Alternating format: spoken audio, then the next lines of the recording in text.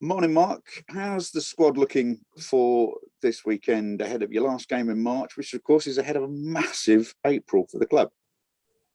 Yeah, good. I think everybody's enjoyed the fact that we've been able to train a couple of days. Some of the boys had Monday off. A few boys played in a game on Tuesday that we organised against Luton, mainly for younger players. But yeah, everyone's had what they needed out of Monday and Tuesday. And then today, tomorrow, we'll get our normal sort of work done in preparation for the game. It's just nice to be able to train in a bit of a bigger area and the sun's out and everything else. So after a few months of it being pretty rotten, it's been quite nice this week. It's been fantastic. How's Liam O'Neill? Yeah, he took a dead calf on Saturday, hasn't been out with us early in the week.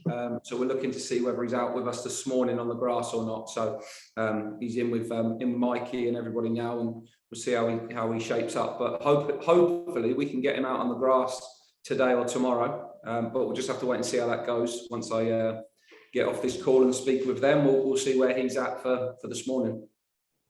And how's everybody else? You've got any other doubts for the weekend? No, I think everybody else is good to go. Hopefully refreshed and recharged and fit and healthy. So Shiloh's been training this week, which has been good. Jack Iredale's joined the group a little bit now this week. He'll train with us the next couple of days. Other than that, yeah, everybody else is good. Greg's been off ill with COVID, but he's back in today. So yeah, we're getting back to having as many available as possible. And at this stage of the season, with such a small number of very important games left, it's probably been a bit of a blessing having a week without a game. Yeah, I mean, we had a brutal spell before Christmas and a brutal one after, really, where it's we always saw in the calendar this gap was coming, where we had quite a few blank weeks, certainly between now and the end of the season. We know we've got the Wycombe game in a couple of Tuesdays' time. The Charlton game now has moved from Bank Holiday Monday to Tuesday. And other than that, we're 6 weeks to go, 5.5 weeks to go of the season. So final 8 games, we want to try and attack them as best we can. We know the number of points that we're going to need to take to firstly secure our place in the league, but secondly, try and climb the table and see how high we can finish. That's obviously the task. But at the same time, the first game this weekend is the one that's really important for us and for them. And we're going to have to be at our very best to go and win the game at a team that have found winning difficult in recent weeks, but have got some talented players and will be buoyed by a sellout crowd and a really good atmosphere and in what's a new ground for us to go and play in. I was going to say, with regard to the Easter fixtures, is it a blessing or a curse having them moved around like this? To be honest, to us, it doesn't make any difference. We just work when we're told to work. The fixtures dictate our life for 9 months. So whenever the games are, they are, and pretty much you're in every day around that. If you're like from my side and players' whole lives really sort of dictated by that, you never count on bank holidays because you pretty much know you're going to have games or you're going to be working on them. So for us, it doesn't really make any difference. For supporters, it does. And obviously, some will argue it's better for them moving on the Saturday than the Friday, or vice versa. But I'm sure it'll affect some in different ways. It'll affect our home crowd probably on the Monday, moving from the Monday to the Tuesday. We'll probably have less in the ground for the Charlton game, which has obviously a bit of a disappointment financial aspect. But from a football calendar point of view, we're just playing Saturday, Tuesday. Forget that it's a bank holiday because they don't really count for us. So it's just a Saturday, Tuesday week, which is fairly standard for us. And the Saturday game against Wigan will be on Sky, which is an interesting one for us. It's something that we haven't had. So a different experience and playing at a different time against a team that are chasing the title. And when you look at the number of the teams we've got to play against, we're playing against a lot of teams that have got a lot to fight for. So we need to make sure that we've got the edge in ourselves and we look to be as competitive a team as we can in the remaining 8 games. Speaking of edge, can it make a difference playing after everybody else and knowing what the results from that weekend's games are? I don't think so. I think by then we need to make sure that we're in a position where we're not worried about anybody else, and that is our intent. So I don't think that should have a bearing on where we are. If we do what we're supposed to do, then it won't matter what anyone else does. Right, AFC this weekend, brand new stadium, as you say, and they have been on a wretched run of form. They haven't won at home since December, and at this stage of the season especially, these are the games that are potentially very, very dangerous. Yeah, I mean, any run. We played against teams that are on winning runs. We played Plymouth at home, who were on a winning run of games, and you could look at any run and just say it was probably one game closer to finishing. So you can never be complacent in the fact that you're playing against a team that are on a long run of wins or defeats or non-wins, because at some point runs change, and we've got to make sure we're a good enough side that it doesn't change on them this weekend. There'll certainly be a tension in the stadium. There'll certainly be a nervousness about them because of the form that they're on. And we're going to have to make sure we're ready for a fast start. They're one of the highest pressing teams in the league. We know that they'll come out with a real energy. We've seen all the statements this week of votes of confidence and the board backing the manager and asking for the supporters to really get behind the team. So I think we know what to expect. A team, manager and club, fans fighting for survival in the league. That's what we expect to go and play against. And we're going to have to make sure that we match that energy and intensity and competitiveness like we had last weekend in the game against MK Dons, to make sure that we're in the game first, and then hopefully we've got some quality in order to win it. And thinking about the new stadium, obviously with the club having reacquired the Abbey and the redevelopment talk, is it something you'd aspire to? You'd have to speak to people that are in charge of that. I just aspire to have a team that wins and is competitive and that people like watching, and everybody else can look after the other stuff. I mean, yeah, we'd love to have improved facilities and better environment for everybody. I'm pretty sure everyone in the club will know that, but that's certainly way above my pay grade. Good answer. Right, the gap towards the relegation places in League One is not that great, and it's all in your hands now to do what you've been doing all season and just play your football. Yeah, I mean, we've got to get results. We know we need some more points in order to secure our position for next season, but there's probably quite a few teams below us that would love to be in our position, and we know that we are 5 points from the magic number of 50. It might not even take 50 this year, looking at the numbers around teams. But at the same time, you don't want to get drawn into that's what it's all about. It's about finishing the season strongly with 8 games and competing against some top teams, getting some really good experiences under our belt ahead of next season, and showing the same sort of desire and mentality that we showed last week in the game. Because if we hit the level we found against MK Dons next week, we'll win games at this level. We've done it in the past, we'll do it again. And we've got to try and make sure that we can do that this weekend. Yeah, it's great for maintaining the focus, actually, and it'll take you into next season on the back of it. Yeah, of course. I mean, like, you're always torn when you're in this job of you have to plan for the future, but nothing's more important than the game in 3 days' time, 2 days' time, 4 days' time, whatever it might be. And this year, those games have come around very fast. So the players know the focus is about the game this weekend. Nothing else is in their mindset, and from my point of view and the coach's point of view, it's about preparing the team the best we can for what we think will be a wounded animal this weekend in Wimbledon, and we've got to make sure that we're ready for that. How exciting is it when you go to places that you haven't been to for a while? Does it give the whole sort of squad an extra lift going somewhere new? I don't know about the players. I know supporters probably like it, and if you're trying to chase the 92 and you can tick new grounds off your list, it's great. I'm really boring, so it don't bother me. I just want to go and be good and try and be competitive. And along the way, some days you look back and go, oh, look at all the grounds we played at or visited. But yeah, it doesn't give me any more motivation. I think it's impossible to be more motivated than the desire to be on the winning team and be the best team and be the best version of ourselves. That's what we're about. All the other stuff to me doesn't matter. We have to make sure we show up and do our job properly. Just to sum up, Mark, what are you hoping for this weekend? What are you looking for from your side? We want to go and try and win the game. 3 points would be huge for us at the moment, and the next time we can get them, it might send us to a number of points that makes us hard to catch. So we know how important those points are. We know the number of games that we've got coming up and the tough challenges that we've got.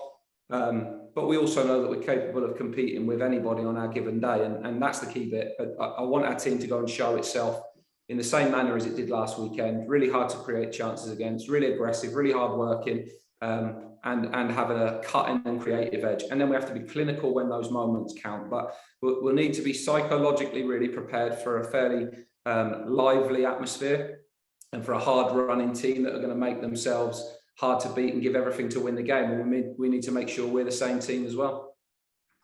Mark, very best of luck, and hopefully you bring back the 3 points. Thanks, Steve.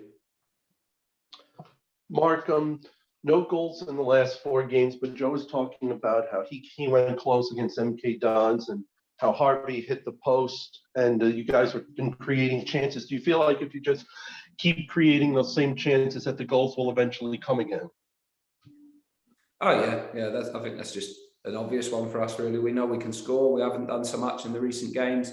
Against some of the better sides, it's been harder to create those moments, and we're also working with players that are trying to get themselves fit. You know, Shiloh's not there yet and hasn't played so much. Joey's been out for a long time. He needs games to be at his sharpest and at his best, and so on. So yeah, there's no doubt that we'll score goals and be a team that creates chances. So any record that goes that way can be countered by any record that's gone the other way in previous weeks, where we've scored goals in countless number of games. So there's no danger on that side. We'll go to Wimbledon. We'll be a team that creates chances, and hopefully one that puts a few away. Going to a new ground, I know that, as you just mentioned, it's probably more for the supporters and for yourself and for the players. But considering it is one of the smallest grounds in the league, the dimensions will probably be pretty narrow. Do you feel like it'll take a little adapting for the players to get used to when they get out there? Or is it all the same? How do you think the players will react to that? But the good thing about it being a smaller ground is that supporters are close to the pitch, and if there's 8,000 or 9,000 people in there, it'll be really good atmosphere. The pitch size will be the same as normal. It's the surface may be challenging. It doubles up as a rugby pitch, so that might cause us some problems. But I don't think the dimensions will cause us problems in that sense. The atmosphere or the arena will be lively, which is good. So I think it's one to look forward to.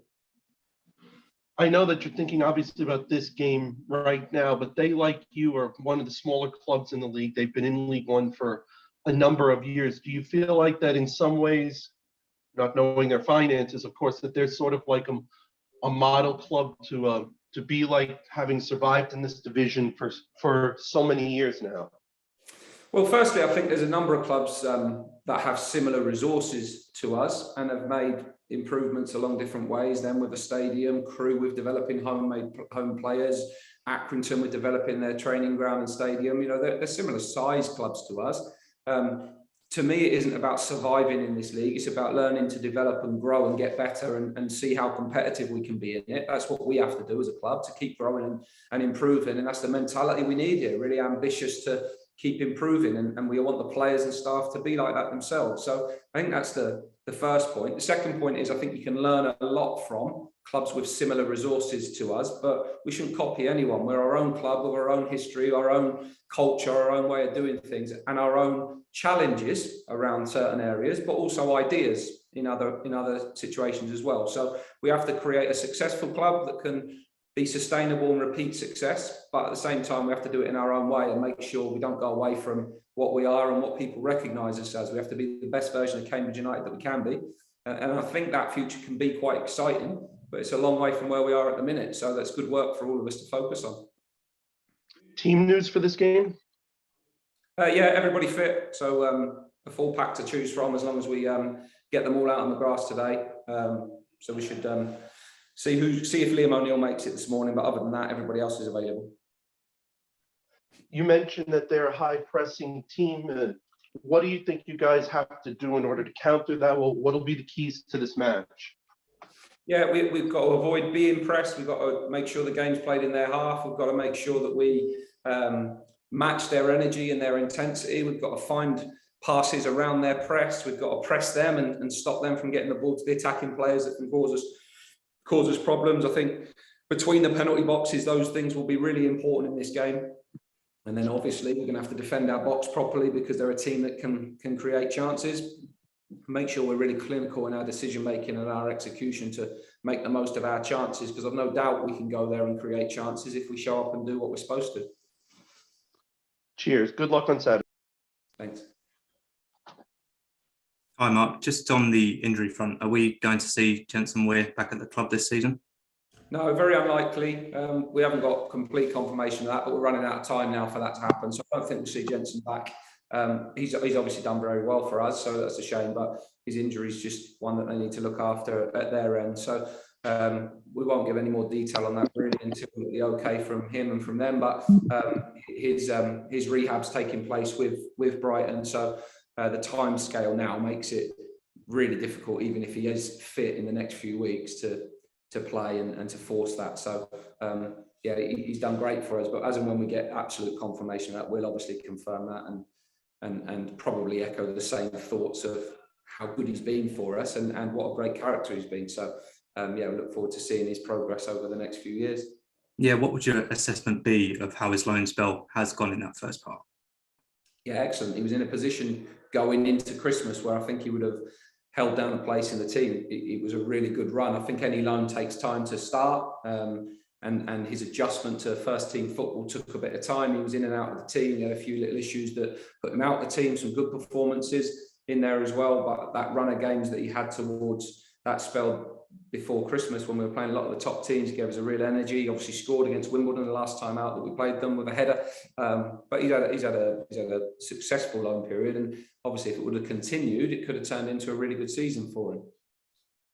Yeah, and what about his character as well? What type of person was he to have at the club? He's like most of ours. He's a diamond, works really hard, really respectful, comes from a good football family. Brighton's players are always like that. I'm really impressed with that. Really humble, hard-working boy, and yeah, he's got lots of characteristics that give him a chance of being a good player. With Greg Taylor as well, do you think we'll see him back on the pitch for the remainder of the season?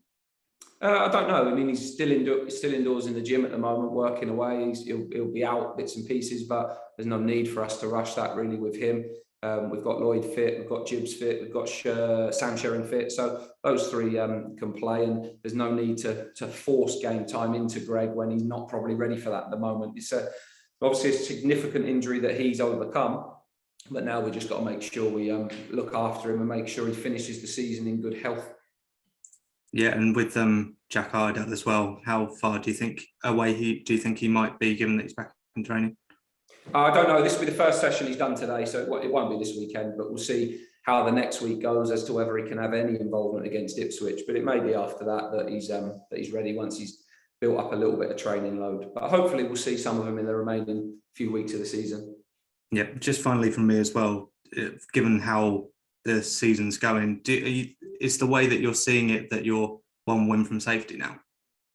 I don't know. I mean, it's really hard to tell. I mean, mathematically or factually, who knows what it's going to take? That won't play out for some while. I think another 3 points putting you on 48 makes it difficult for those teams. They've got to go on some run of form and then us pick up no others in order to get over the line. But you can get really wrapped up in it. I mean, we've got 8 games and we've got to make sure we get a couple of wins out of them. We're home and dry in that sense. But you also don't want the mentality of just crawling to the finish line. You want to try and run across it. And you want to try and finish as high up the table as you can. So we're on a run of games that, in the end, because of the run we're on, we want to turn a win in quite quickly. We want to get a result. We want to get a positive result again quickly, because we've had a tough time recently. But we know we're a good side, and we have to hold on to that belief and deliver the right performances, because I'm pretty sure in the remaining 8 games we can get some positive results, and everyone can stop talking about that.